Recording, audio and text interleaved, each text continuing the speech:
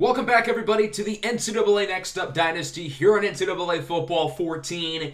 It feels good saying that. It's been around a month since the last episode. We last left off with the Season 3 off-season. At that point, I said that I planned on taking a little break with this series just so I could focus on some other stuff, mainly MLB The Show 23's release. But now that it's been a month or so, and now that we are into Season 4 of the Titans franchise, we can get started here with NCAA Next Up. For those of you who are newer to the channel, checking this series out for the first time, basically what we do here is we follow the entire college football season, going over the best games of the week, following all these big-time prospects who will eventually enter the NFL draft in our Tennessee Titans franchise. As it stands now, this will likely be the final season of Next Up, in where it is in conjunction with the Titans franchise in Madden 23. I have not yet decided if Next Up will be back for Madden 24. I'm still working that out, and I've got a good 4 or so months until the game comes out, so I'm really not too worried about that right now. Let's not waste any more time and kick off our season preview for season number 4 of the NCAA Next Up Dynasty. And we'll start in the SEC with the Georgia Bulldogs, who are the preseason #1 team in the country. They lost a lot of guys, particularly on defense. They lost a huge chunk of their pass rush, their entire secondary, and of course their quarterback Aaron Katchakan, who was one of their 3 first-rounders. Georgia lost more players than just about anybody in the country, but this is Georgia we're talking about. They always find ways to add talent, and their roster on paper is easily one of the 3 to 5 best at the bare worst in college football. Georgia made the college football playoff semifinals last season, losing to the eventual national champion Ohio State Buckeyes. At quarterback, they've got the senior graduate transfer Rufus Motley leading the way. Originally, Georgia planned on starting sophomore Jory Brooks at the quarterback position, but with Motley coming in, Brooks decided to transfer out to one of their big-time rivals, Tennessee, which is a little bit weird because Brooks won't be able to play until next year. Rufus Motley led Cal to the college football playoff as a sophomore 2 years ago. Then last year as a junior, he got injured. The backup, Marquise Harris, comes in and he plays really well, and Harris is going to keep the starting job. Georgia's got plenty of talented backs. Sophomore Miko Alexander was inconsistent last year, but played very well down the stretch. Marquise Edwards is a great compliment, and they've got some good pass catchers as well. Despite losing their top 2 receivers, Monty Grant and Sawyer Roberts, they do have some really good players here with Obafemi Chukwukema, Atlanta Johnson, and then true freshman Vontae Addison, one of the top recruits in the country, and tight end Jair Williamson is great too.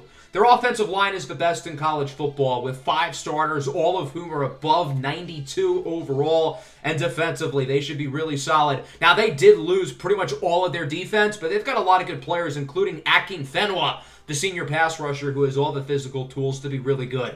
The Florida Gators are the #2 team in the preseason poll. The Gators lost some key contributors on both sides of the ball, including quarterback Ernie Capellar, who was a second-round pick by the Arizona Cardinals. For most of last year, Florida was the best team in college football. They only lost 1 regular season game. They were the #1 seed in the playoff. They made it all the way to the college football playoff semifinal, where they lost to the Oklahoma Sooners.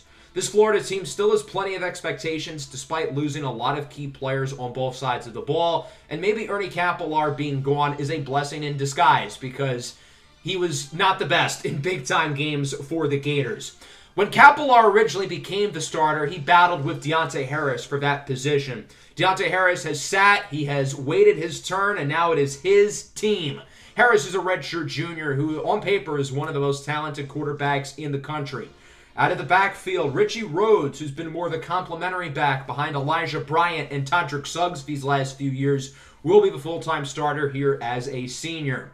Florida did lose their top receiver, Chris Gentry, and their top tight end, Brandon Pickens, but they do have some really good players here, particularly Derek O'Callaway, who I think can become one of the best receivers in the country this year. They lost a lot of talent on defense, most notably first-round linebacker Giacomo Vivaro, but they do have a lot of good players on that side of the ball. The #3 team in the country is the Alabama Crimson Tide. They did not have anybody go in the first round, but they lost their top 2 running backs, Tyon Christopher and Darius Coley, both of whom are now in the AFC East.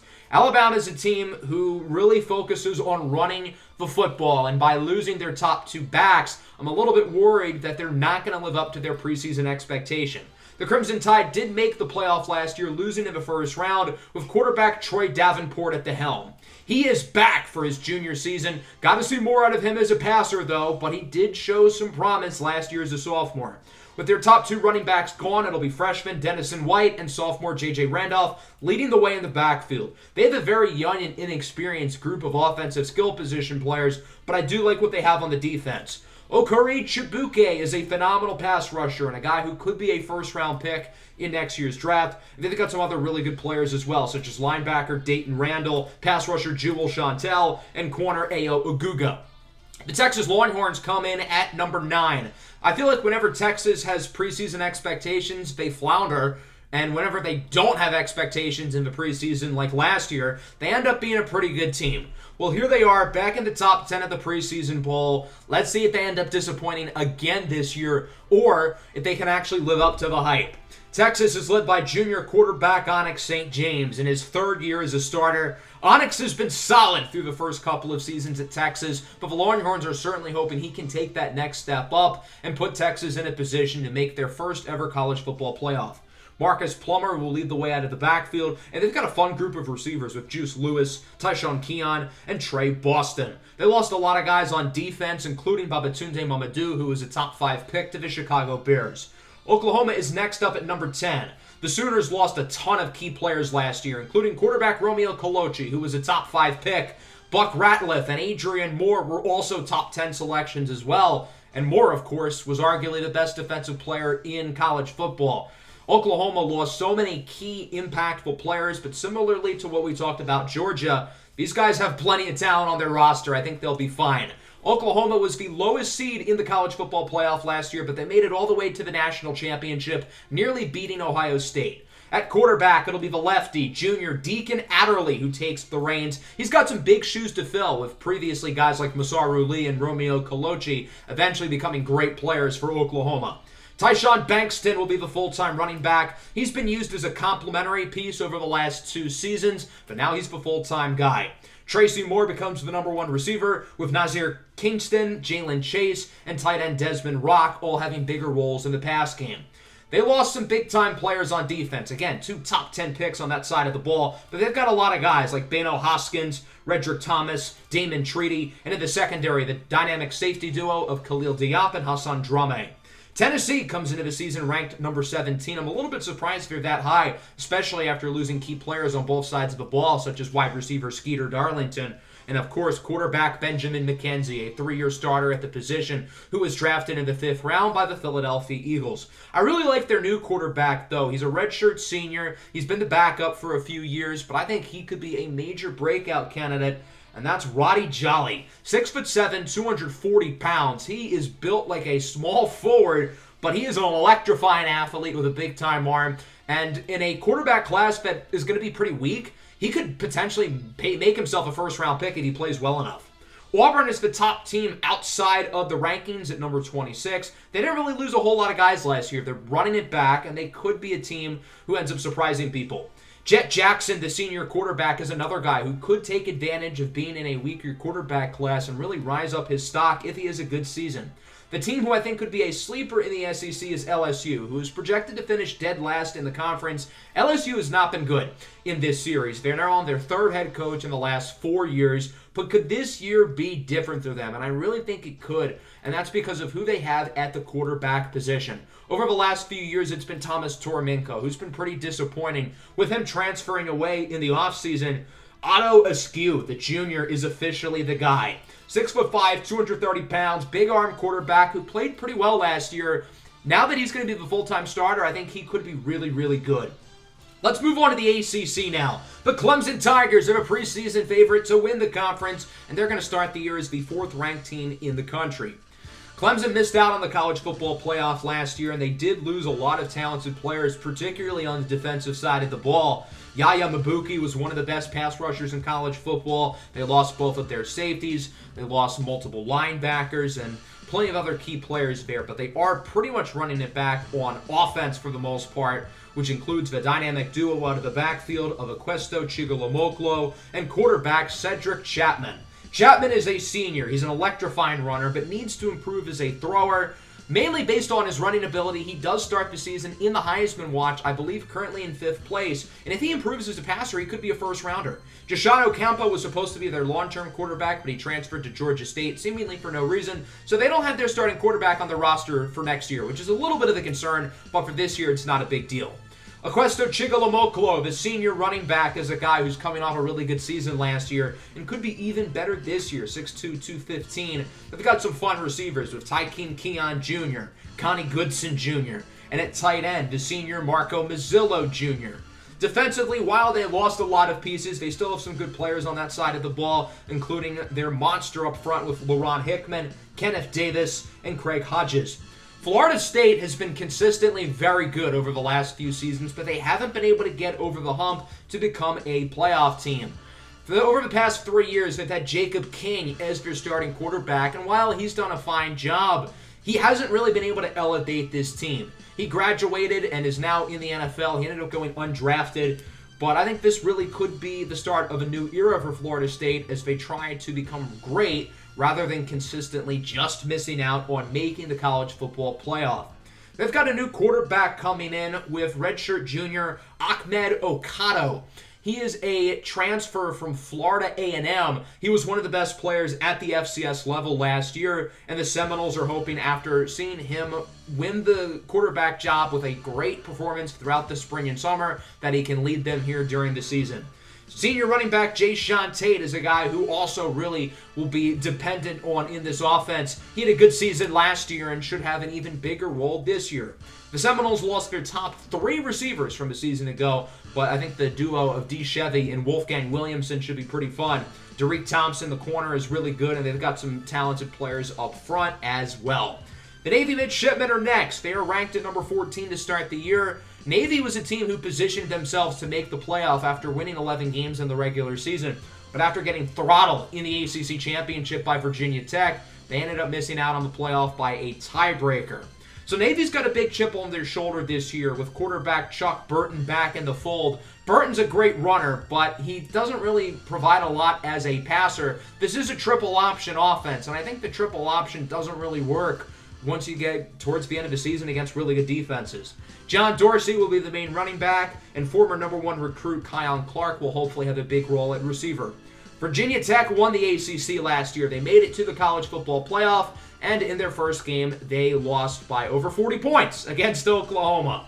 So Virginia Tech also, I feel like, kind of has a chip on their shoulder this year, led by senior quarterback DeAndre Jones, who's probably going to open up the season as one of the 3 top projected quarterbacks in this year's draft. He is currently on the Heisman watch as well. Jones still has a lot to prove, though, after really struggling against Oklahoma last year in the playoff. Virginia Tech lost their top 2 receivers, and they lost some guys defensively, but they do have a pretty well-rounded roster, and they could be back in playoff contention once again. North Carolina comes in at number 16. The Tar Heels really struggled early in the season last year, but they played very well down the stretch. However, they will be without key pieces of the offense, including quarterback Graham Fisher, who's been really good over the last 2 seasons. He was drafted in the 4th round by the Cincinnati Bengals. So UNC's got a lot of new players on that side of the ball. At the quarterback position, it'll be KJ Whittle. 6'6", 250 pounds. One could say he's not Whittle. He's actually quite big. He's got a big arm, and I think can really fit this offense well. Out of the backfield, they returned the running back duo of Jalen West and Riley Lumpkins. West is a senior and will certainly be dependent on to have a major role within the offense. Their #1 receiver, Obadiah Jackson, and their top tight end, Hamza Hamilari, are gone, so they're going to be very dependent on guys like MJ Mounty and Rudy Wiggins. Their secondary is really good. Kempton Rocket Sr. is phenomenal, the safety. Yaounde Moutier is a great corner as well, and they've got some other good players on defense as well. Middle Tennessee State's a team I'm very excited to watch this year. They lost a lot of key players, including Nnamdi Olushanu, who was the #2 overall pick to the Falcons, and quarterback Drain Ignatius. Middle Tennessee State is the only team in this series to have made the playoffs in all 3 years. However, they are no longer playing against easy teams every week. They have moved into the ACC, a Power 5 conference, and this is their opportunity to really show what they are as a program, especially after losing so much talent, particularly on the offensive side of the ball. Redshirt sophomore Juan Escala Salazar will be the new starting quarterback. I'm a little bit concerned about some of the growing pains he might have to face because it's going to be a lot harder for Middle Tennessee State to win games this year, but I think he's a talented player. Taquan Pewitt, a great season last year in a complimentary role out of the backfield. He's going to be the full-time back this year. Luther Lexer, the number 1 receiver, is gone. Mamadi Bouare and Malik Washington will be the main receiving duo, with Leroy McGowan's having a much bigger role as well. Miami comes in at number 19. For most of the year, the Hurricanes looked like one of the best teams in the ACC, but they fell completely flat on their face over the final quarter of the season, which pushed them out of playoff contention. They have a new quarterback, Luke Burnett, who started the final few games of the year after the original starter, Scooter Young Jr., got injured. I think the real story of this team, however, is the playmakers, including senior running back Darius Edwards II. This team will go as far as he takes them. He's an electrifying back who really can turn any play into a big run. They lost their number 1 wide receiver, E.J. Twyman, but they do have some good players here with Carly Gardenshire, Keelan Jamison, and true freshman Kyer Langford. They always have a good offensive line, and their defense is solid as well. Duke comes in at number 20. They were led by the Heisman-winning quarterback, Justin Tucker, who ended up being the number 1 overall pick by the Las Vegas Raiders, being joined by his number 1 receiver, Jabari Kruger. I'm a little bit worried that Duke could be in for some major regression after losing their superstar quarterback. The lefty, junior, Jack Gallagher, will be the new starter at the position for Duke. He's not very mobile, but he does have a pretty good arm. Not as good as Justin Tucker, obviously. And if he does not play anywhere near how Justin Tucker was last year, I'm a little bit worried for this team because obviously their defense last year was quite awful. I am really excited about redshirt freshman running back Oscar Udega. I could see Duke transitioning into more of a rushing attack with how talented of a player Udega is, a former 5-star recruit who was injured all of last year, but now he's healthy and he's going to be really good. David Odorat is the number 1 receiver this year, and they've got some talented players on defense, but statistically they were one of the worst defenses in the country last year. Syracuse is my team to watch towards the bottom in this conference. The Orange didn't lose a ton of key players on both sides of the ball. They did lose their quarterback, however, and they've got a new player under center, and that is Thomas Toromenko, who's been the starter over the last 3 years at LSU. Things just didn't really work out there. Toromenko needed a fresh start. LSU needed to move on, and now he's going to get an opportunity at Syracuse, beating out former 5-star Chandler Silvers for the starting job. John Curdy at running back, I think, could be a major breakout candidate. They've got some good receivers with Jeremiah Thompson and tight end Tyrese Kalen, who's one of the best players at his position in the country. Let's move into the Big Ten. You would think Ohio State would be the preseason favorite here, but they're not. They're actually 3rd behind Oregon and USC. We're going to start with the Buckeyes anyway, because they absolutely should be the favorite to win this conference. Ohio State won the national championship last year, and they're bringing back 95% of their team. They only had 2 players drafted, Maurice Smart and Napoleon Christian, both of whom were selected in the 2nd round. They did have some guys who were undrafted who ended up signing on teams' practice squads, but for the most part, they have literally their entire team back. So there's no reason to think they won't be really good. Quarterback Puma Whitlock and running back Mookie Davis are 1 and 2 atop the Heisman watch, and for good reason. I think these are the 2 best offensive players in college football. Maybe you'd throw Baylor running back Dontavius Brown in that mix as well. But yeah, this roster is loaded. They are the best team in the country. I have no clue how they're not number 1 to start the season. Puma Whitlock is the best QB in college football right now, and it's not very close. Puma Whitlock was phenomenal last year. He was dominant in the playoff, winning the college football playoff MVP. And then Mookie Davis out of the backfield is an electrifying running back. He'll open up the season as the top projected running back in this year's draft class. Their receiving core is also filthy as well, and they're bringing back all of their key receivers. Kermit Wilt, Matthew Mountbatten, Auden Green, and Reggie Knight, along with multiple young guys. I think Kermit Wilt in particular really could break out and become one of, if not the best receiver in the country. And keep in mind, he's only a junior, along with Puma Whitlock. They lost a couple starters on defense, but for the most part, they're bringing back a majority of their starters on that side of the ball. Last year in the preseason, I said Ohio State was the team to beat, and I was clearly right. This year, they are once again the team to beat. Now we'll take a look at the Oregon Ducks. I'm really surprised that Oregon and USC, both of whom have new quarterbacks, are ahead of Ohio State. Oregon lost Barrett Cherokee, their star quarterback over the last few years, who was drafted in the 1st round by the New York Jets. Oregon has made the college football playoff in each of their first 2 seasons in the Big Ten. They're looking to get back this year, but it is going to be an uphill battle with no more Cherokee at the position. They had a quarterback battle between sophomore Keone Hilary and freshman Stanley Cubbage Jr. Cubbage ultimately won the job, and I think that's the right choice because he is an athlete at the quarterback position, and I think he's a better fit for their offense, even if he has a slightly worse arm than Hilary does. Mason Tartle, the running back, returns. Their number one receiver, Justice Everdeed, as well, is fantastic. He might open up the season as the top receiver in this year's draft class, a former 5-star recruit who has absolutely lived up to the hype last year in particular. They're bringing back most of their key skill position players on offense, and they've got a lot of their same guys defensively back as well. Their D-line should be really good, and they've got a nice secondary with Walker and Sutton at corner leading the way. USC was pretty solid last year, and they had that big upset in the conference championship game over Ohio State to make the college football playoff. They didn't lose a lot of guys, but they did lose Scotty Kimbrell, their 3-year starter at the quarterback position. Replacing him will be true sophomore Amari August, the player who I'm quite excited about. 6'5", 225 pounds. He's a pretty well-rounded player. He can move. He's got a pretty good arm, and I think in the long term he has more upside than Scotty Kimbrell did at the position. Monte Bradley is going to be one of the best running backs in the country. He was really good last year in his first season as a full-time guy, and there's no reason to think he won't be even better. All of their receivers are back. Cash Wade Jr., Caden Morgan, Tay Devine, and tight end Squeezy Escobar Pryor. Defensively, they're really good as well. I think their defense is going to be better than it was a year ago, led by guys like Johnny Machado, Madden Byrne, Gavin Wolkenwiski, Vladimir Stroholan, and Cheetah Abdelani, guys who are now upperclassmen who have been starting since their freshman year with a lot of experience. Notre Dame is up next. They're going to open up the season as the 12th ranked team in the country. They did lose a number of key players, including their superstar running back MJ Hill, who was drafted in the 5th round by the Atlanta Falcons. Notre Dame's another team who's all about the option. They're all about running the ball, but they do need their quarterback, Baz Boyd, to take a step up as a passer.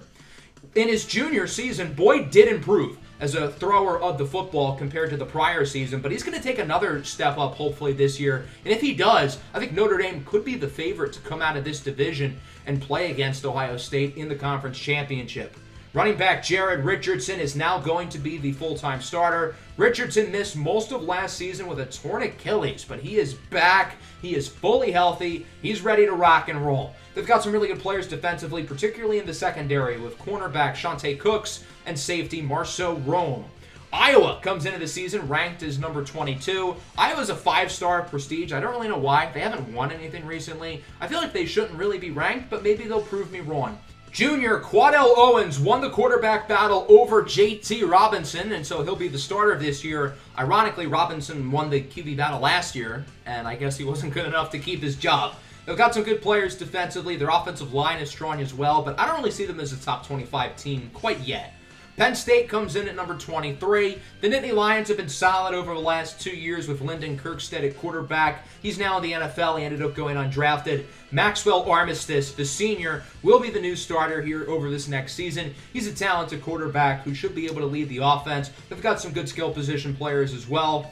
Michigan State is one of the most interesting teams in the country to me. They did lose their number 1 receiver, Ajon Wiggins, who ended up being the top receiver off the board, drafted in the top 10 by the Green Bay Packers. Their quarterback, Jay Jordan, is really, really good. And I feel like I've done a disservice to you guys because we haven't really talked about Jordan or Michigan State a whole lot over the last couple of seasons. But Jay Jordan is an excellent player. He will likely open up the season as the top projected quarterback in this draft, which more so speaks to the fact that this QB class is not very good. But Jay Jordan was phenomenal last year. He's not currently in the Heisman watch. I think he should be, as he threw 50 touchdowns a season ago. I am curious to see how he does without Ajon Wiggins, the number 1 receiver who is obviously in the NFL now. And Michigan State does have a pretty pass-friendly playbook. So Jay Jordan has a lot of excuses going for him, and I'm curious to see how he does this year, now with a lot of pressure being looked at as a potential first-round pick. Michigan was quite disappointing last year, but I think they're going to figure things out this year and become a good team once again. The Wolverines made the playoff in the first 2 seasons of this series. However, last year they were really underwhelming, only going 6-7. They did lose a number of key players, particularly defensively, but I think Michigan's going to be a lot better than they were last year, and I think them, along with Michigan State, are going to give Ohio State plenty of trouble in the Big Ten East Division. Michigan is led by a phenomenal duo out of the backfield with Casey Aceron and Callaghan October, both of whom are 98 overall. October is a talented sophomore quarterback who had some flashes last year as a freshman, wasn't super consistent, but if he can take a step up, I think he can be a real Heisman contender, and Michigan can be a real threat in the college football playoff landscape.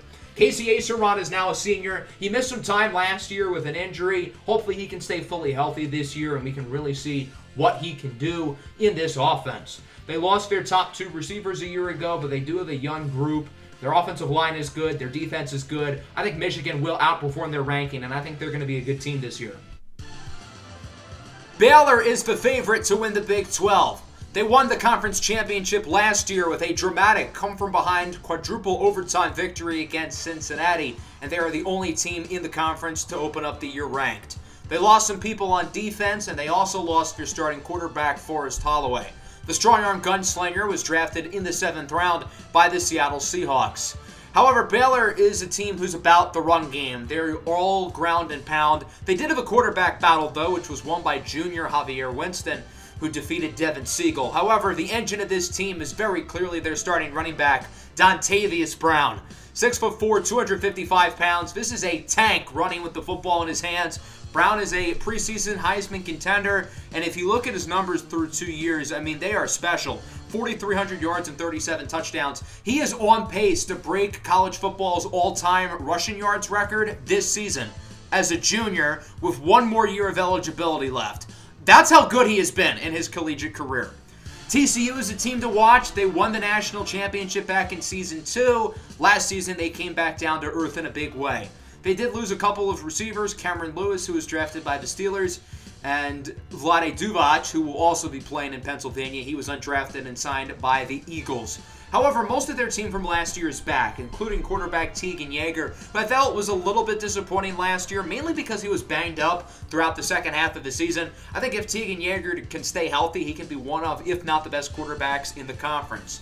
Harry Stewart is a dynamic playmaker out of the backfield. During his sophomore season, he was electric in the college football playoff, helping TCU win the championship. They've got a lot of good receivers. Griffin Weather, Josh St. George at tight end. And defensively, not as good as they were a couple years ago, but they've still got some good players like Josh Parks and Ant Wortherford. Cincinnati's another team to watch. They made the conference championship game last year. They did lose a number of key players, including their starting quarterback, Seth Maddox, who ended up going undrafted. The Bearcats do have a pretty talented roster on both sides of the ball. They have a new starting quarterback as they have decided to hand the reins over to sophomore Zachariah Drake. He's fast, he's quick, and the arm talent is certainly there, so it'll be interesting to see how he does. Cincinnati's returning pretty much all of their key skill position players. That includes running back Damon Green, the senior. And then a wide receiver, they have one of the most underrated players in the country with Keihani Mehalona, who has been very good through the first couple of seasons of his career. And then defensively, cornerback Melly Golden is one of the best defensive players in the country. He broke out onto the scene last year and is being looked at as a projected first-rounder in this year's upcoming draft.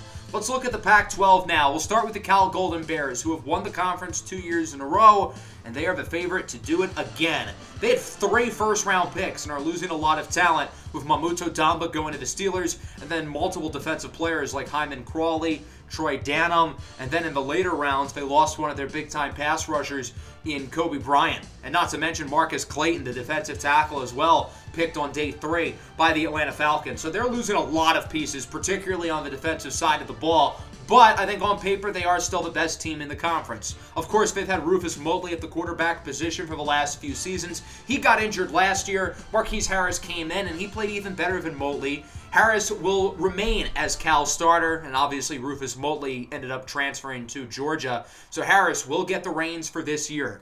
However, Cal is still a run-first team, and Harrison Myers, who's coming off a great junior season, should be even better this year as a senior. Cal did lose their number 1 receiver, Mamuto Damba, who was a first-round pick, but Everly Keltstan and Self, too, should be able to take on a bigger load, and then pass rusher Ibrahim Luoksar, and along with some of these other young guys, they should all be able to really step up this year. The Stanford Cardinal come in at the number 25 spot, and I'm a little bit surprised they're ranked. Obviously, last year they started off really good. They opened up the year 6-0.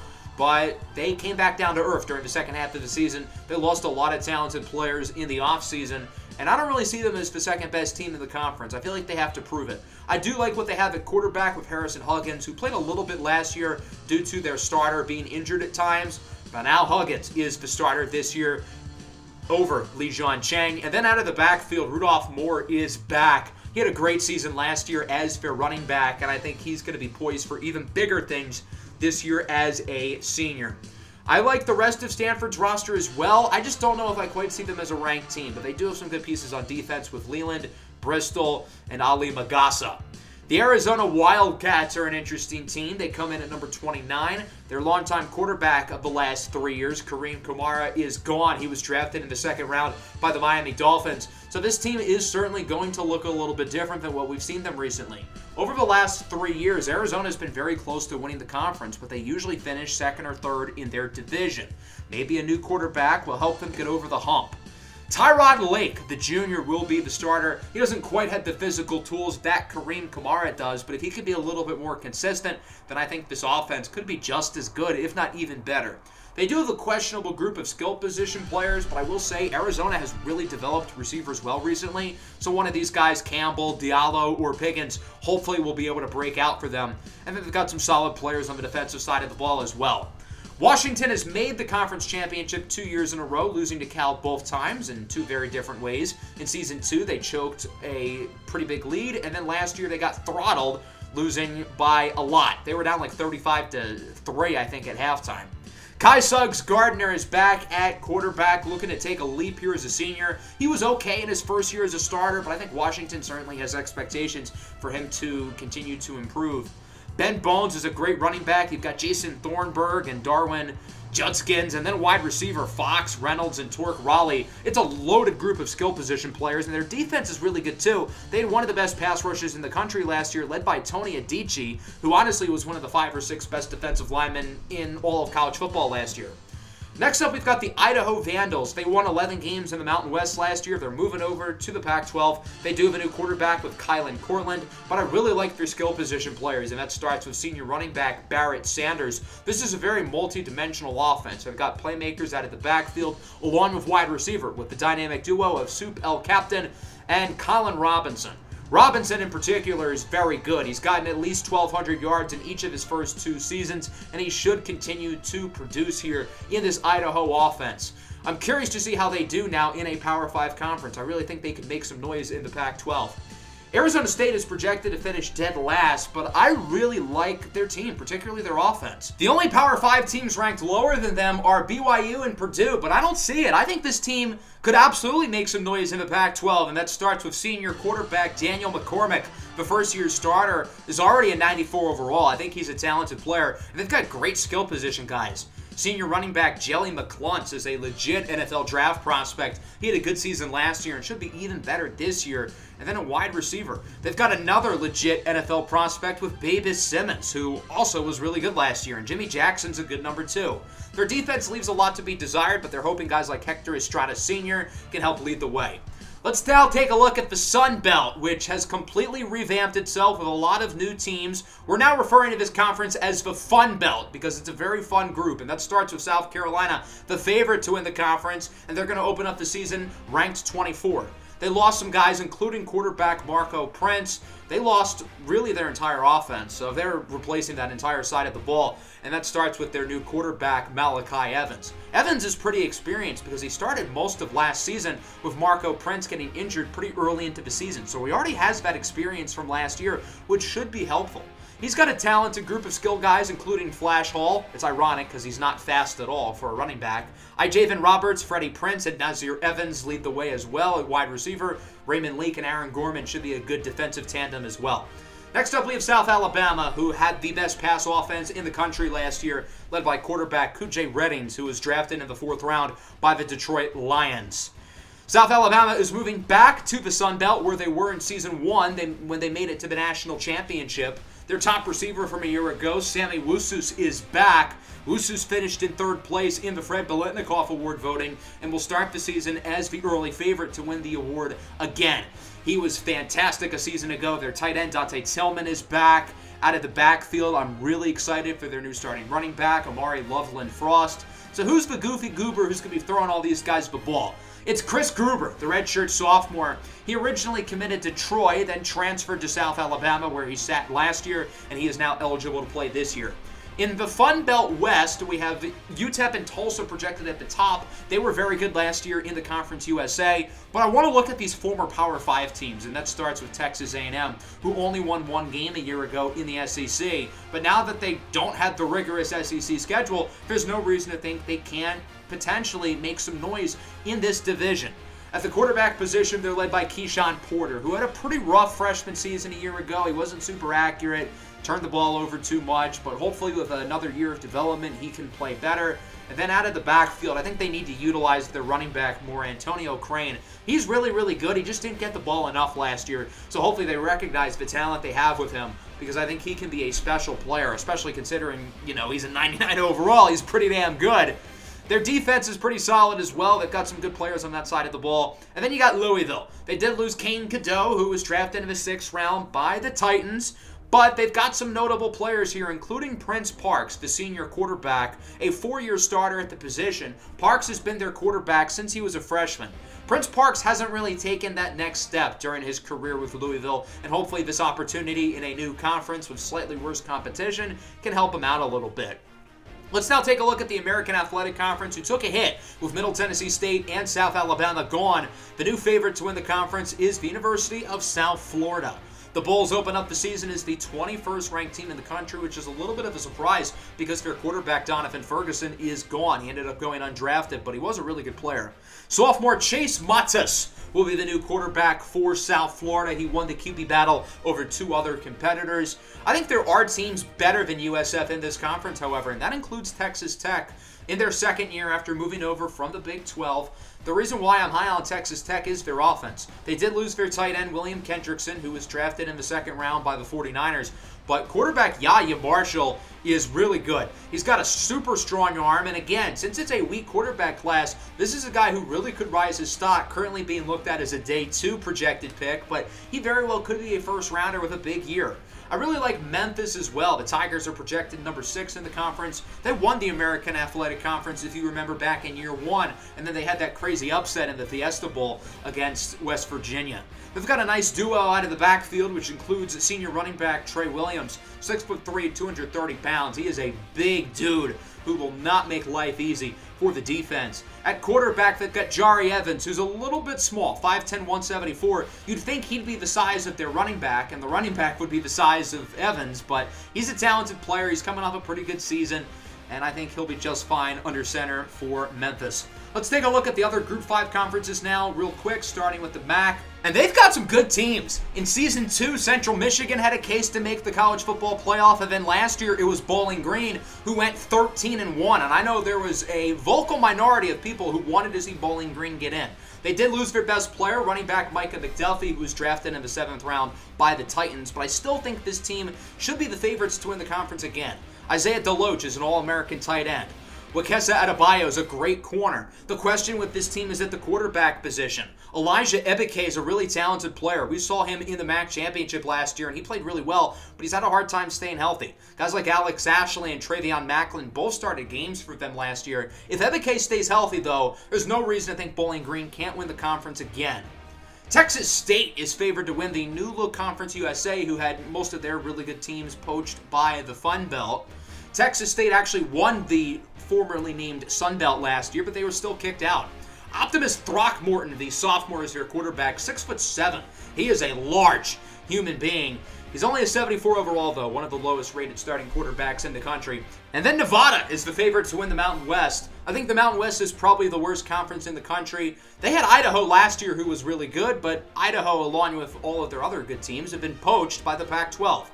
So Nevada's the favorite. They're led by quarterback Torrey Chester, a first-year starter. He is a junior. Nevada's produced some solid prospects on offense throughout this series, including running back Menace Quack and wide receiver Ibrahim Dianco. So it'll be curious to see if anybody else on that team can potentially become a good prospect down the line. So that is going to wrap up our team preview. Let's take a look at the Heisman Watch. We kind of already hinted at it earlier. We're also going to briefly look at the All-Americans as well, along with the schedule for the first few weeks of the year. So these are the 5 guys currently on the list. Some other names to look out for. Certainly Jay Jordan, the quarterback out of Michigan State. And then a couple sleepers I have would be Roddy Jolly, the Tennessee quarterback. And then even though he's only a freshman, I really like Stanley Cubbage from Oregon to potentially make his way onto the list as well. Here's a look at the All-American teams headlined by Jay Jordan out of Michigan State over Puma Whitlock, along with the other quarterbacks who are on the Heisman watch. It's pretty interesting that Jordan got that stop over Puma. And then here's the rest of the group. And then as for the second team, headlined by last year's college football playoff most valuable player, Puma Whitlock, along with plenty of other talented players on both sides of the ball as well. I want to take a look at the schedule through the first few weeks because there are some really fun games that I'm excited to show you guys that we'll be covering in the next episode. So that starts with week 1, which is usually a smaller slate. We do have a lot of SEC games though. Oklahoma, LSU, Alabama, Kentucky. Georgia plays against somebody. I believe it's Arkansas, but I could be wrong. Texas plays Florida. We've got our first Fun Belt game with Texas A&M and South Carolina. And then week 2, a game I'm really excited about is Middle Tennessee State and South Alabama. These two teams have been linked from the hip in this series. They both made the playoff in year 1. They both joined the American Athletic Conference the following year. I'm not sure if they've ever played against each other, though. Maybe they did in season 2 when South Alabama was bad. You think that game was good, though? Look at this. Ohio State versus Oklahoma in Norman, a national championship rematch from a year ago. I don't know if that's ever happened where, unless both teams are in the same conference, you have a rematch of the national championship game, and that's Ohio State's first game of the year, too. Oklahoma does play in week 1. I believe that is their home opener, though. And then look at the night slate. We've got number 5 Oregon at number 4 Clemson. That game looks awesome. And then week 3, this slate looks pretty good as well. As we take a look, Clemson plays Oregon State. I don't know why they're playing both Oregon teams early in the year, but okay. Navy, Miami, big game in the ACC. Oklahoma and Florida. The Sooners beat Florida twice last year. Can the Gators get revenge on Oklahoma? That's going to be a big game within the SEC. Michigan State, USC. I think Michigan State absolutely could make some noise in that game. And then the Chick-fil-A kickoff game. We've got Georgia against Florida State. 2 top 10 teams battling it out at a neutral site. That's going to be a lot of fun. So that's going to wrap up today's episode. This one took a while to put together, but I hope you guys are excited for the next season of the NCAA Next Up Dynasty. Make sure to leave a like and subscribe to the channel if you are new. Peace out.